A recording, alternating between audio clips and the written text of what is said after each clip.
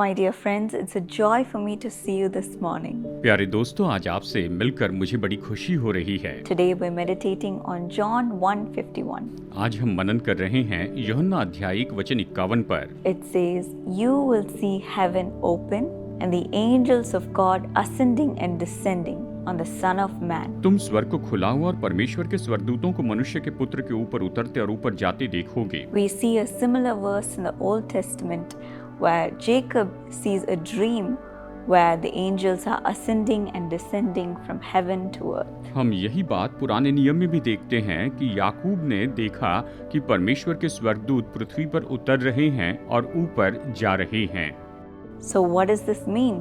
तो इसका मतलब क्या है? The angels are working on behalf of God to fulfill His will and His plans. स्वर्गदूत परमेश्वर के लिए काम कर रहे हैं कि उसकी इच्छा और उसकी योजनाओं को पूरी कर दें। So according to today's promise, we see that Jesus is the bridge between heaven and earth. आज के इस वचन के अनुसार हम देखते हैं कि यीशु मसीह पृथ्वी और स्वर्ग के बीच में एक पुल है, एक ब्रिज है। Through Jesus, we receive salvation, and through Him, we receive God's plan to fulfill God's will in our life. यीशु के द्वारा हम उद्धार पाते हैं और उसी के द्वारा हम परमेश्वर की योजना को पाते हैं जिसे हम अपने जीवन में पूरा करना चाहते हैं। Yes, He is the bridge between heaven and earth. वही तो स्वर्ग और पृथ्वी के बीच में ब्रिज हैं। There's a place in China called Heaven's Gate where people from all over the world come to see the bridge between heaven and earth. China में एक जगह जिसका नाम है हेवंस गेट, जहां पर सारे संसार से लोग आते हैं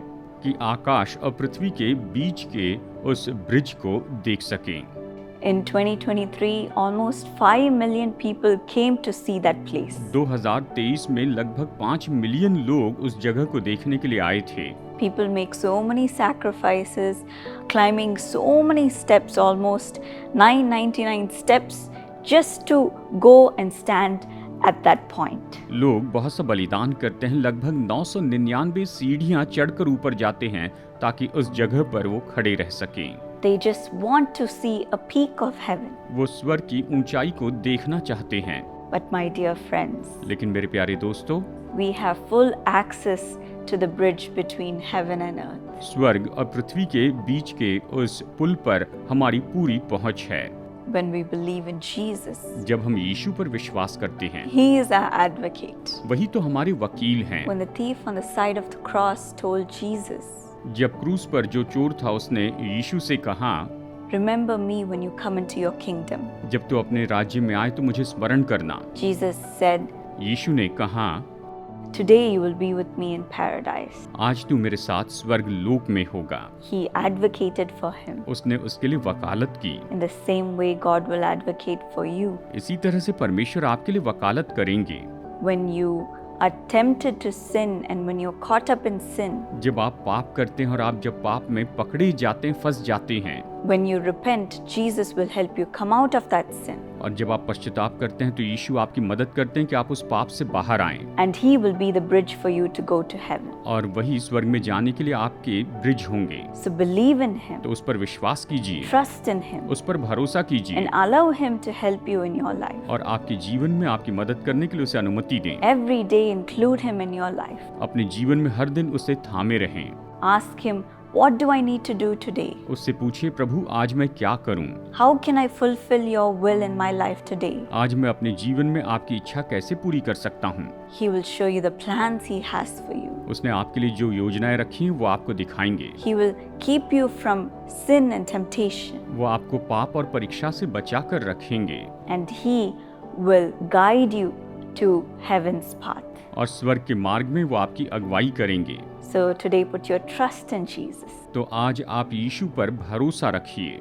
Shall we pray? आइए प्रार्थना करते हैं। Lord Jesus, today as your children make this decision, प्रभु यीशु मसीह आपकी संतान जैसे आज ये निर्णय लेती हैं, Lord, enter into their heart. प्रभु इनके हृदय में आइए। Let your Holy Spirit fill them. आपका पवित्र आत्मा इन्हें भर दे Let them know the plans that you have for them. और इनके लिए आपने जो योजना रखी है इन्हें ये जाने And let them take every step that leads them to righteousness. और ये हर एक कदम उठाए जो इन्हें धार्मिकता की ओर लेकर चले जाएं।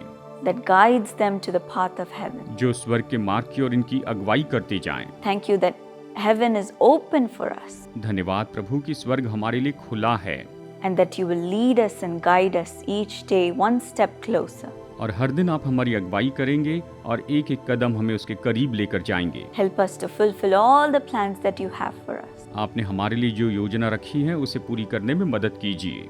by keeping our ears and hearts open to listening to your voice. हम अपने कान और अपने हृदय को खुले रखें ताकि हम आपकी आवाज सुन सकें And our eyes open to see what you have planned for us, Lord. हमारी आंखें खुली हो कि हम देख सकें कि आपने हमारे लिए क्या योजना बनाई है And help us to walk in it. और उसमें चलने में हमारी मदद कीजिए। Be with us throughout this day. इस पूरे दिन हमारी अगुवाई कीजिए। In Jesus' name I pray. यीशु के नाम में प्रार्थना करती हूँ। Amen. आमीन। God bless you. प्रभु आपको आशीष दे। Dear Dr. Smita Sarwan, thank you so much for your thank offering, which is a blessing to millions of people. अति प्रिय डॉक्टर स्मिता सरवन, आपका धन्यवाद आपके धन्यवादी भेंट के लिए जो आज लाखों लोगों के लिए बड़ी ही आशीष का कारण ठहरा है। According to Psalm 121 and verse 1 and 2, my help comes from the Lord, the maker of heaven and earth. भजन संहिता 121 और वचन 1 और 2 के द्वारा परमेश्वर आपको आशीष दे, जहां उसका वचन यूं कहता है, मुझे सहायता यहोवा की ओर से मिलती है जो आकाश और पृथ्वी का करता है। Father,